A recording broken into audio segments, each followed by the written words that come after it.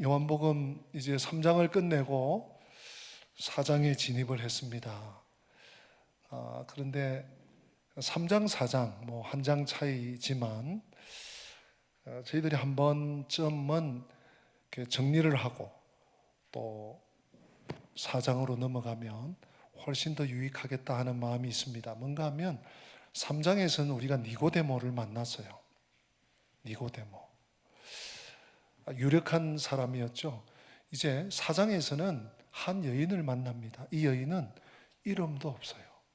그냥 그 지역을 따라서, 그 지역을 따서 사마리아인 혹은 사마리아 여자 혹은 수가성, 그 동네 이름이 수가성인데 수가성 혹은 우물가 여인을 4장 내내 만나게 될 것입니다. 꽤 여러 차례 설교가 되어질 것 같은데요. 다른 복음서, 마태마가, 누가 세 복음서에서는 이 두 사람에 대한 언급이 거의 없습니다. 간접적으로는 있을지 몰라도. 근데 요한은 특별히 이 두 사람을, 니고데모, 사마리아 여인, 이 두 사람을 그의 복음서 제일 앞자리에 포진해 놓고 있습니다. 물론 1장 1절부터 18절까지 요한복음의 서론을 우리가 또 몇 주 나누어서 살폈죠. 그리고 2장 이야기, 그리고 3장에서 니고데모, 또 오늘 4장에서 수가성 혹은 사마리아 여인, 한번 비교를 해보고자 합니다. 먼저 이 니고데모는 유대인이었습니다. 기억하시죠? 한번 기억을 더듬어 보세요. 유대인 중에서도 선생입니다. 가르치는 입장 또는 지도자라고 우리 개역 개정 성경에는 유대인의 지도자라 이런 표현이 있습니다. 그러니까 다른 사람들을 이끌고 또 다른 사람들 앞장서서 있는 사람이에요. 유력자죠. 그런가 하면 이분은 그냥 외형적으로만이 아니라 소위 그 70인 공의회라고 하는 72명으로 구성된 국가를 이끌어가는 그런 위치에 사회적 지위가 있는 그런 사람이었습니다. 영향력이 있는 사람이었습니다. 그런 니고데모가 예수님을 찾아왔어요. 언제 찾아왔는지 혹시 기억하세요? 그렇죠, 밤에. 역시 앞자리가 금자리네. 밤에 찾아왔어요, 밤에. 다른 사람들은 다 불 끄고 잘 안 움직이는 그런 시간에 니고데모는 밤중에 예수님을 찾아왔어요. 니고데모는 이런 사람이었어요. 그런데 이제 우리가 앞으로 여러 차례 보게 되겠지만 사마리아 여자는 말 그대로 이방인이에요. 사실 사마리아는 이 이스라엘 땅 안에 있습니다. 그런데 이방인이에요. 정확하게 말하면 혼혈족이라고 할 수 있죠. 같은 땅에 사는데 이방인. 아니, 이방인보다 더 못한 유대인들에게 그런 처우를 받고 있습니다.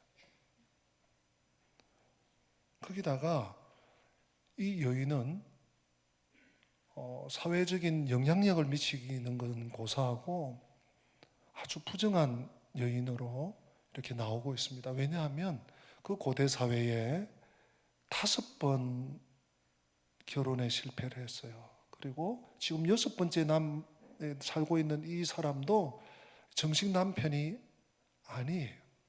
그러니까 사람들로부터 얼마나 따가운 시선과 지탄을 받았을까 우리가 예상해 볼 수 있습니다. 그래서 이 여인은 낮 12시, 1시 중동의 햇볕이 가장 뜨거울 때 아무도 움직이지 않고 그 시간에 다 낮잠 자는 시간에 이 여인은 물들어 우물가에 온 것이죠. 그런가 하면 이 수가성 여인은 이름도 없어요. 아마 이름 집에서 있었겠죠. 그런데 요한복음에 이 여인의 이름을 표현하지 않습니다. 밝혀주지 않습니다. 이름도 몰라. 니고데모. 이 대조가 되죠. 그런가 하면 이 수가성 여인은 자기가 예수님을 찾아간 것이 아니고 예수님께서 이 여인을 찾아오세요. 한낮에. 뭔가 니고데모와는 좀 다릅니다. 니고데모는 밤중에 자기가 찾아가.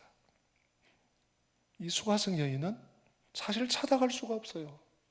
예수님을 모를 뿐만 아니라 안다고 해도 유대인과 교제하는 것이, 유대인과 대화를, 말을 섞는 것이 허용되지가 않던 그런 시대적 상황이었습니다. 예수님이 찾아가셨어요. 한번 종합해 보면 이 니고데모는 사실은 그 시대 최상류층의 생활을 하고 있는 대표자라고 할 수 있습니다. 그렇죠?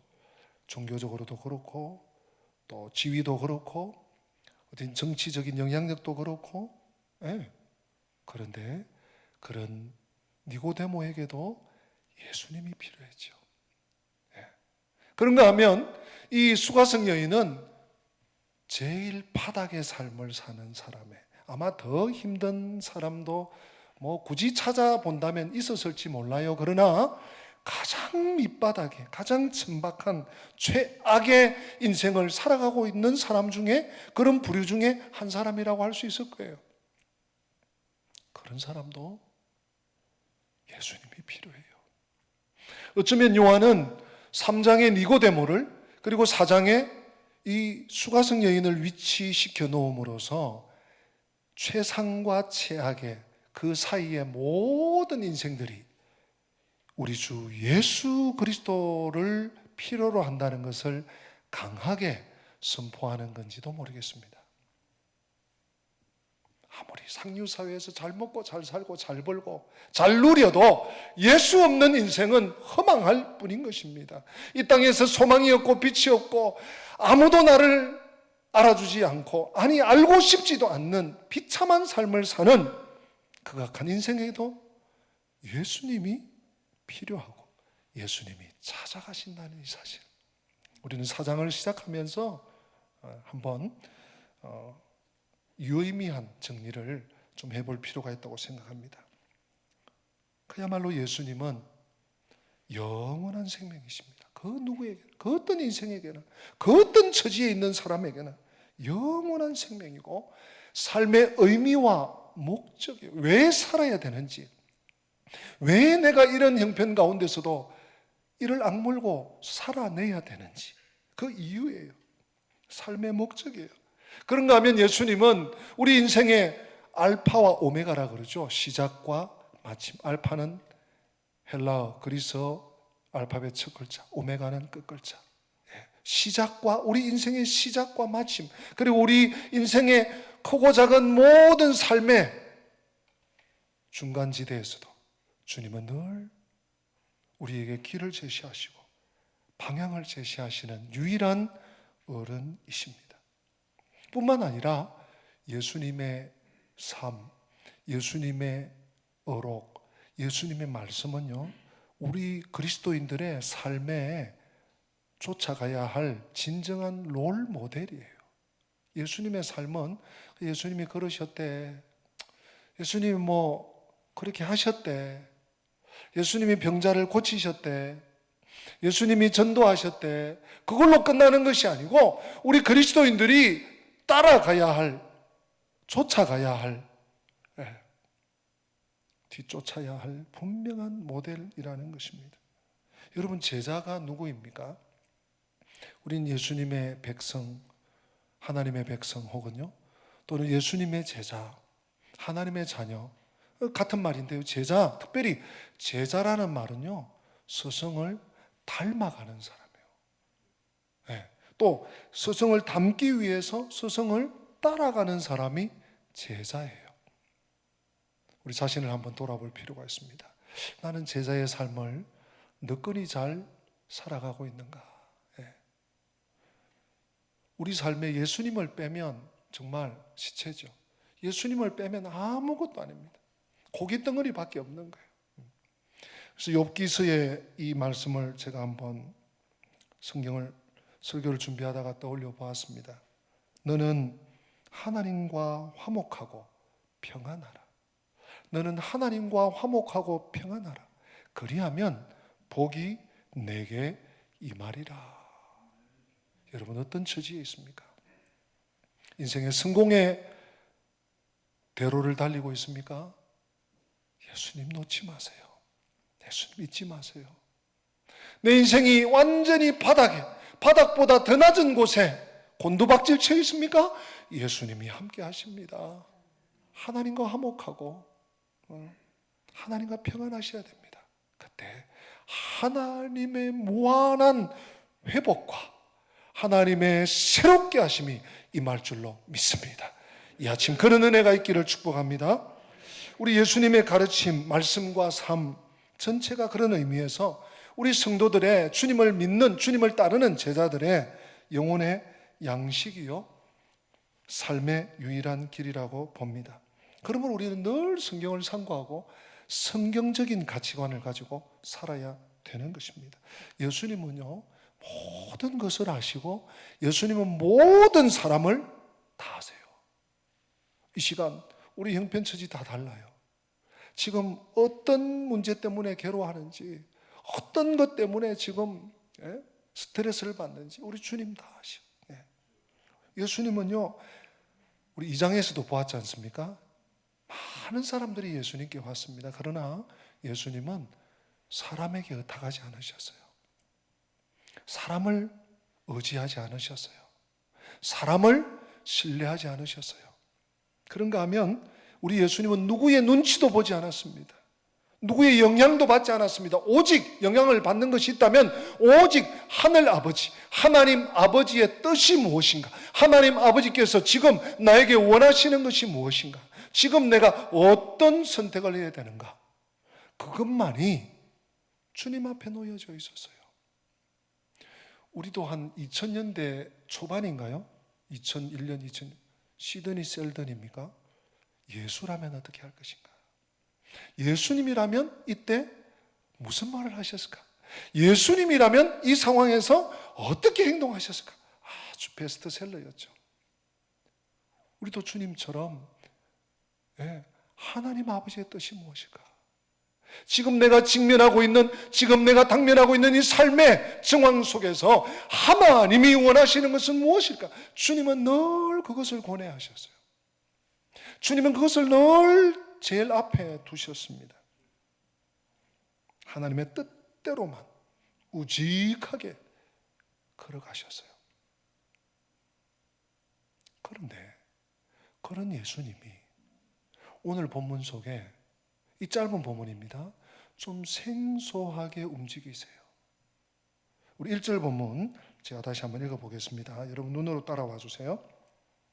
예수께서 제자를 삼고 세례를 베푸시는 것이 요한보다 많다 하는 말을 바리새인들이 들은 줄을 주께서 아신지라. 구문이 조금 꼬여 있습니다. 다시요. 예수님께서 제자를 부르시고 제자들 훈련하시죠. 제자 삼고 세례를 베푸셔요. 그런데 이 세례를 베푸시는 것이 여기서 요한은 세례 요한입니다. 세례 요한이 세례를 베풀 때보다 더 많다. 더 많은 사람들이 예수에게로 간다. 이런 소문을 누가 들었다고요? 바리새인들이 들었어. 근데 그 들은 것을 누가 아신다고요? 예수님께서 아셨다. 좀 상황이 이해가 되십니까? 1절인데 그래요.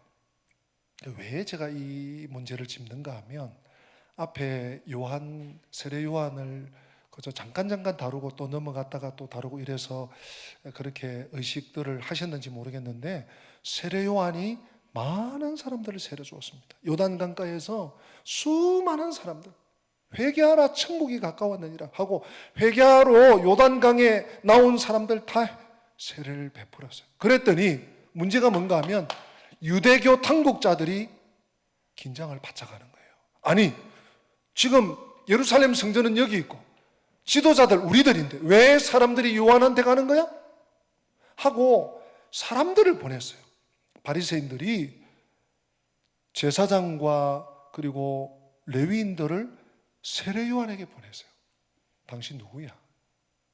왜 이러는 거야? 나는 선지자, 나는 그리스도가 아닙니다. 나는 그리스도가 오실 길을 예비하는 자입니다. 그랬더니 뭐라는 줄 아십니까, 여러분?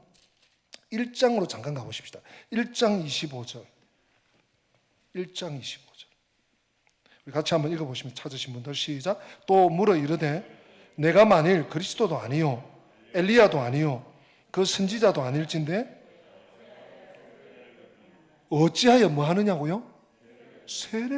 세례 요한이 회개의 세례를 받으러 나오는 자들에게 아침부터 저녁까지 세례를 베푸는 게 마땅한데 이 당국자들, 특별히 예루살렘에서 보낸 유대교 지도자들, 바리새인들이 보낸 제사장과 그리고 레위인들이 와서 너 무슨 이유로 그리스도도 아니고 엘리야도 아니고 선지자도 아니라는데 왜 네가 무슨 권한으로 세례를 주는가?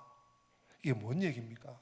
단순히 세례를 줬다 안 줬다가 아니라 많은 사람들이 요한의 영향을 받는 것을 이 사람들이 두려워하는 것이죠. 그러니까 지금 4장 1절은 이 사실을 알았던 이 요한복음의 기록자 사도 요한이 그것을 주목한 거예요. 그리고 예수님께서 세례를 베푸니까 요한에게 모이던 일보다 훨씬 더 많이 모였다. 그러면서 2절을 한번 보세요. 여러분 2절 읽어봅시다. 시작. 예수께서 친히 세례를 베푼 것이 아니요 제자들이 베푼 것이라. 아멘. 이걸 또 관로를 해가지고 부연을 해요. 예. 지금 적어도 사도 요한은 이 문제를 좀 심각하게 짚은 것이죠. 사실은 예수님이 직접 주신 것이 아니고 제자들을 통해서 너무 많은 사람들이 오니까 12제자를 다 시켰든지 그 중에 수제자 3명을 시켰든지 예수님 어떻게 다 그거 해요. 그러니까 제자들을 통해서 세례를 베푼 것이다 하고 부연 설명을 했습니다. 그 다음 3절 보세요. 예수님이 결정을 하나 하세요. 이제 떠나야 되겠다. 유대를 떠나사 다시 갈릴리로 가실세. 여러분, 지금 유대 땅은 수도 예루살렘이 있는 도시예요. 거기에 종교 지도자들을 위시해서 국가 지도자들, 오늘날 서울과 같은 곳이죠. 수도권. 네. 무수한 사람들이 모입니다. 거기에 비하면 갈릴리는 한지예요. 아주 한적한 땅이고, 그리고 크게 이렇게 농사일이나 어촌일이나 고기잡이나 이런 일을 하는 분들, 그런 곳이에요. 중심지가 아니에요. 그런데 주님께서 이제 내가 유대를 떠나서 갈릴리로 가야 되겠다 하는 결단과 결정을 하세요. 마치 어떻게 보면 사람들을 피해서 가시나? 마치 도망가시듯 이러시나 싶은데 그게 아닙니다. 예수님은요, 소모적인 논쟁 또 이러면은 세례 요한에게 사람을 보냈듯이 왜 당신은 뭔데 또 이러니 몇 사람이나 다녀가니 왜 그러니 왜 당신은 이런 말을 했니 또 그럴 거 아닙니까? 예수님께서 소모적인 불필요한 논쟁을 피해서 이제 가시는 것이긴 해요. 사실 우리 예수님께서는 때로는 논쟁을 일부러라는 표현은 그렇지만 하실 때도 있었어요.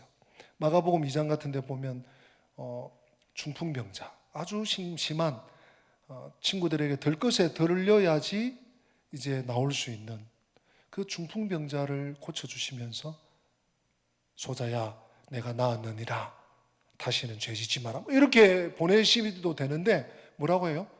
내 죄 사함을 받았느니라.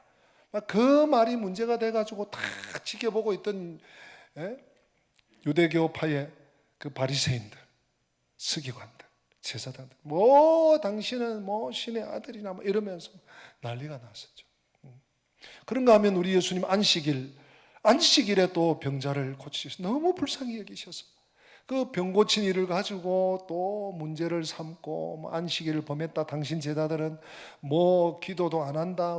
안식일도 안 지킨다. 정결례식도 안 한다.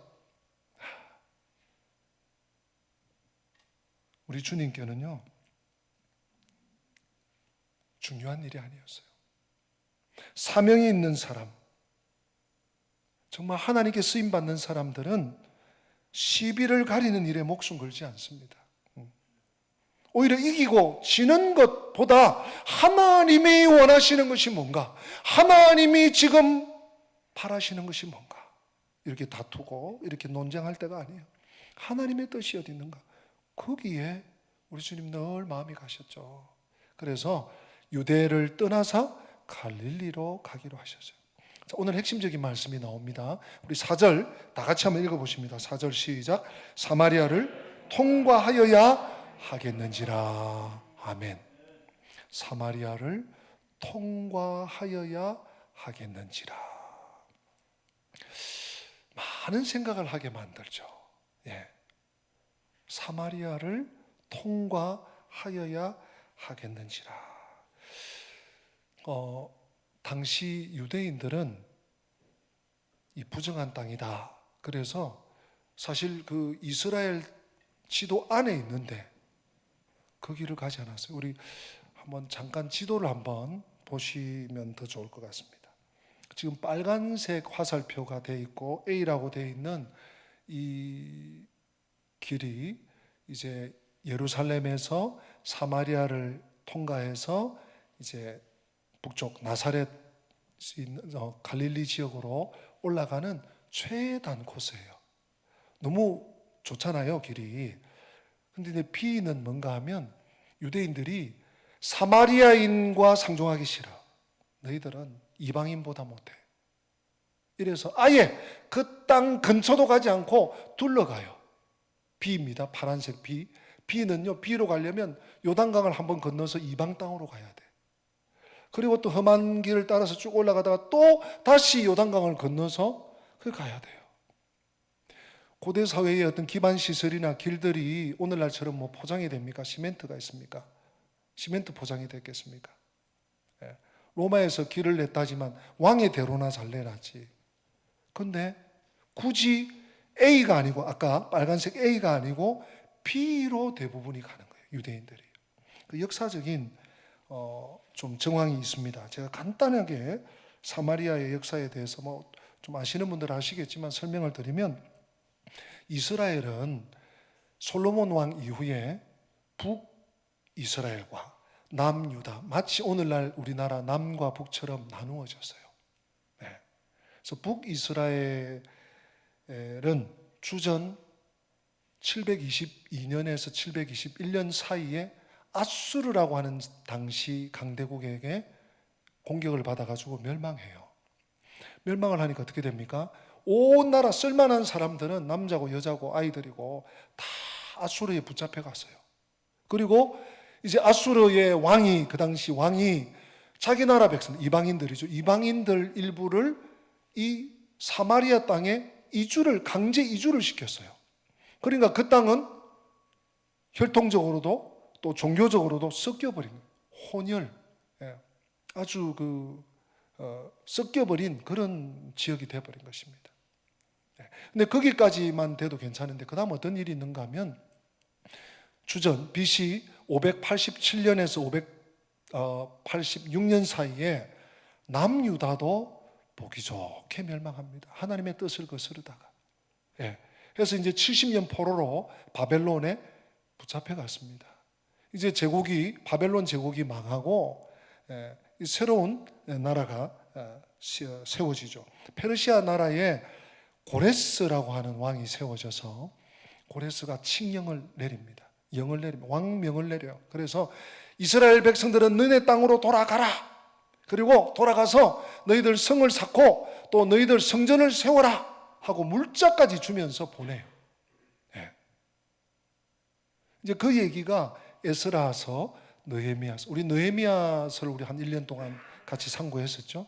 그 얘기가 쭉 나옵니다. 근데 문제는 그 시기에, 그 시절에 사마리아 땅에 왔던 그 강제 이주되었던 아수르로부터 그 사람들이 사마리아에 있는 유대인들을 엄청나게 괴롭히는 거예요.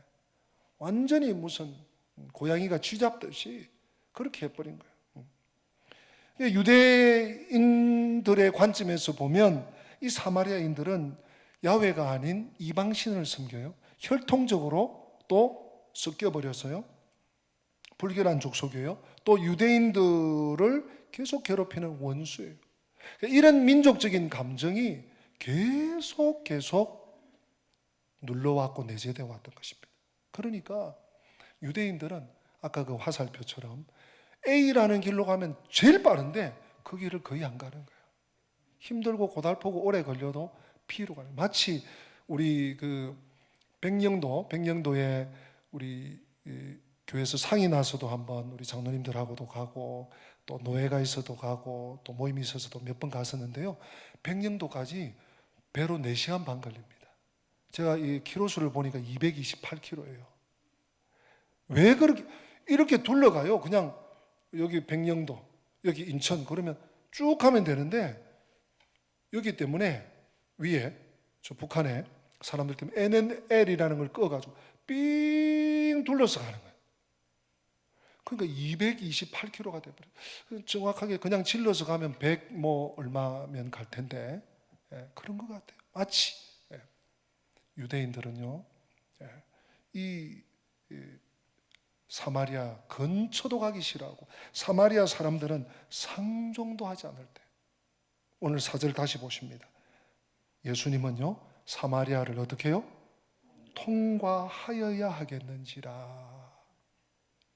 예수님 분명한 목적을 가지고 가시는 거예요.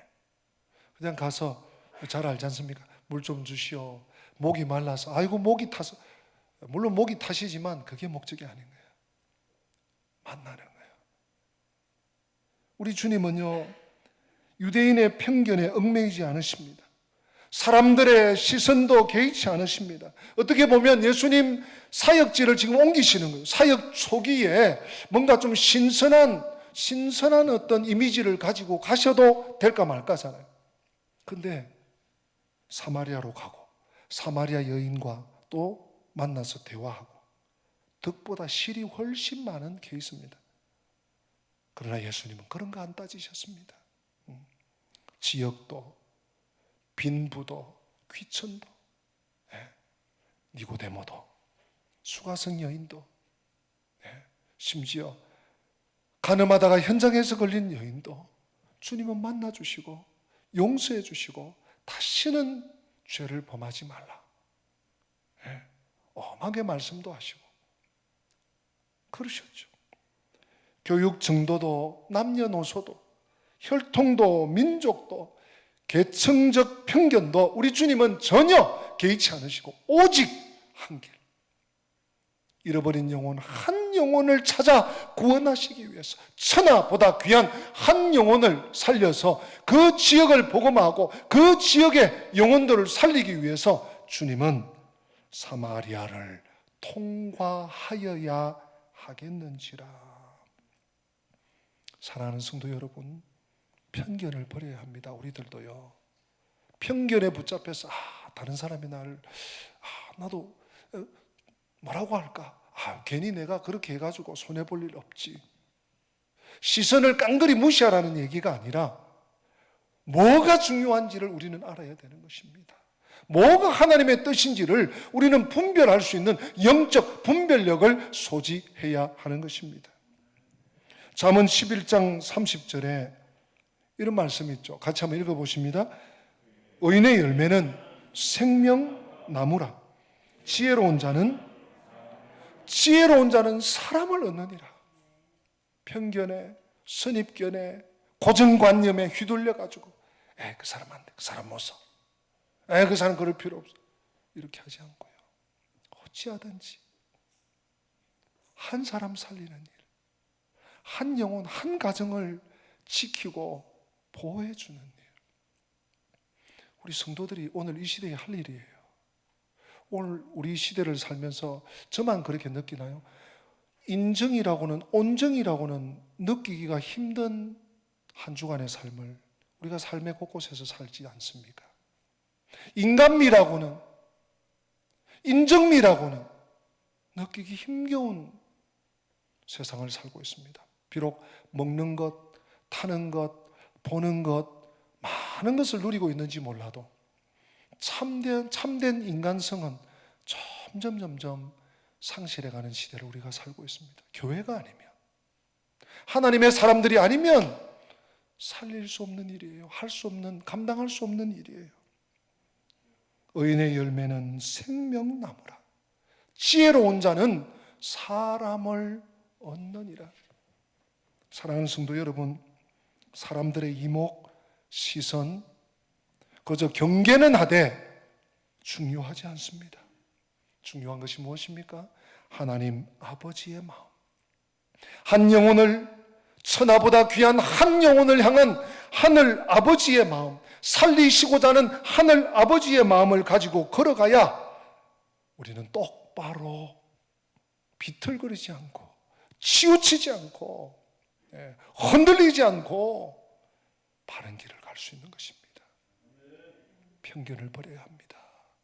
편견을 버려야 쓰임받습니다. 편견을 버리려면 어떻게 해야 될까요? 우리 이 말씀을 여러분들 마음에 새기고 오늘 말씀을 마칠까 합니다. 마태복음 6장 33절 말씀입니다. 같이 읽습니다. 그런즉 너희는 먼저 그의 나라와 그의 의를 구하라. 그리하면 이 모든 것을 너희에게 더하시리라. 아멘. 그런즉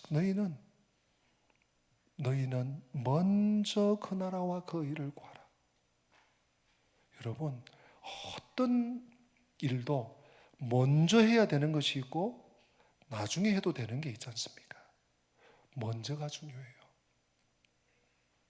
벌써 5월이 마감되어 가고 있습니다. 시작한 지 얼마 안 된 것 같은데 벌써 반년이 다 돼가네. 여러분, 무엇을 향해서 지금까지 달려오고 있습니까? 이 2021년 새해에도 이 모든 마태복음 6장 33절에 주님께서 말씀하신 이 모든 것은 무엇을 말하는 거예요? 이 세상 전부를 말하는 것입니까? 여러분, 문맥을 잘 보세요. 무엇을 먹을까? 무엇을 마실까? 무엇을 입을까? 하고 염려하는, 우리 인생에 필요한, 인생에 일용할 양식, 무엇을 먹을까? 내일은 무엇을 마실까? 어디 외출하는데 무엇을 입을까? 우리가 의식주, 앞으로 10년 후에, 20년 후에, 30년 후에 뭘 먹을까? 뭘 입을까? 뭘 마실까? 그게 먼저가 아니에요. 먼저 그의 나라, 그의 의. 그의 나라는 무엇입니까, 여러분? 하나님의 나라는 저 우주, 수금지화, 얼마 전에 화성에 무인 로켓가 우주선이 갔다 그러죠. 앞으로 또 어디로 갈지 모르겠어요. 그 높은, 그 먼 데 가면 그곳이 하나님 나라입니까? 물론 하나님 나라는 하늘 어디인가에 장소적으로도 있겠죠. 그러나 성경이 말하는 하나님 나라는 하나님의 다스림과 하나님의 통치 아래 거하는 것입니다. 너희는 먼저 그의 나라와 그의 의를 구하라. 하나님께 너희의 삶을 전폭적으로 맡겨드리고 그분을 중심으로 움직여라. 그리하면 이 모든 것을, 내게 필요한 모든 것을 너에게 더하시리라. 먼저 그의 나라와 그의 의를 구할 때 우리는 편견을 떨쳐버리고 주님이 가신 길을 걸어갈 수 있는 것입니다. 이 은혜가 오늘 이 주일 3부 예배에 참여한 우리 모든 식구들에게 충만하시기를, 넘치시기를 주님 이름으로 축복합니다. 우리 다 함께 기립하셔서 찬송가 335장 역시 1절, 2절 또 간주 3절, 4절 찬양하실 때 조금 자주 부르지 않던 찬송입니다. 배우는 마음으로 가사의 뜻을 생각하면서 찬양하십니다. 335장입니다.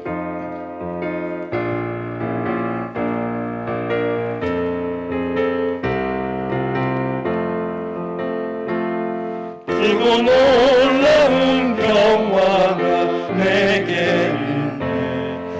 세상에는 없는 평화 나의 영혼과 몸 주께 드립니다. 오 놀라운 나의 구주, 오 놀라운 주, 오 놀라운 주, 저 천군과 천사들 경배하네. 나 엎드려서 주 경배하리. 오 놀라운 구주 예수, 나의 일생을 인도해 주옵소서. 나의 생각도 주관하사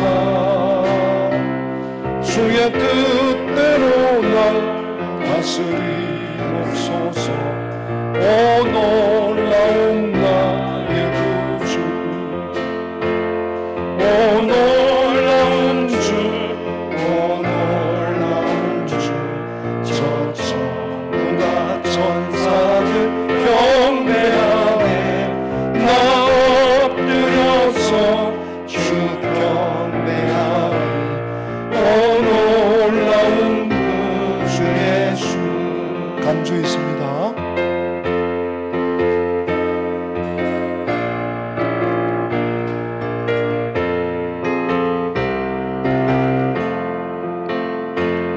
나의 모든 것 주님께 드리오니 주여 기쁘게 받으시사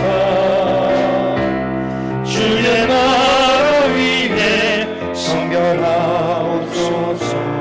오 놀라운 나의 구주, 오 놀라운 주, 오 놀라운 주, 저 천군과 천사들 경배하네. 나 엎드려서 주 경배하리. 오 놀라운 구주 예수, 주의 광채가 찬란히 비춰오네. 전능하신 왕 구세주여, 세상 끝날까지 찬양 드립니다. 오 놀라운 나의 구주, 아멘. 오 놀라운 주, 오 놀라운 주, 저 천군과 천사를 경배하네. 나 엎드려서 주 경배하네. 오 놀라운 구주 예수. 오늘 말씀을 마음에 새기면서, 하나님, 내가 살아가면서 편견에 붙들려서 선입견에 또 나의 어떤 그 왜고집에 붙들려서 하나님의 뜻을 생각하거나 하나님의 마음을 헤아리지 못한 것 있으면 용서하여 주십시오. 이 세상 살면서 하나님의 뜻을 제일 먼저 그의 나라와 그의 의를 구하라. 그리하면 이 모든 것을 너희에게 더하시리라 하는 약속의 말씀을 붙잡고 믿음으로 선순환할 수 있도록 편견을 버리고 주님께 쓰임받는 삶을 살게 하여 주옵소서. 우리 간절히 한번 1, 2분 동안 기도하십니다. 할렐루야. 하나님 아버지, 은혜를 감사합니다. 하나님 아버지, 믿음 가운데 서기 원하고 주님의 말씀을 따라가기 원합니다. 하나님, 편견을 버려야 주님의 쓰임을 받습니다. 편견을 버려야 하나님 앞에 쓰임받을 수 있습니다. 하나님, 나의 외고집과 하나님 아버지 또한 나의 선입견과 아버지 나의 잘못된 관점, 하나님 아버지 하나님의 뜻을 거스르지 않도록 하나님 도와주시고, 하나님의 뜻이 어디 있는지, 하나님의 마음이 어디 있는지, 하나님의 관심이 어디 있는지, 너희는 먼저 그의 나라와 그의 의를 구하라. 너희는 먼저 그의 나라와 그의 의를 구하라. 주님은 이 모든 것을 너희에게 다하시는 말씀을 믿고 믿음으로 승리하는 삶을 살게 하여 주옵소서. 예수님의 이름으로 기도합니다. 아멘. 주 예수 그리스도의 은혜와 하나님 우리 아버지의 변함없는 사랑과 성령님의 교통하심이 편견을 버리고 하나님께 온전히 쓰임 받고자 하는 마음과 먼저 그의 나라와 그의 의를 구하기에 앞장서 달려가기로 결단하고 하나님의 집을 떠나는 주의 백성들 머리 위에, 저들의 가정과 앞길 위에, 우리 교회와 민족과 열방 위에 지금부터 영원토록 함께 계실지어다. 아멘. 아멘.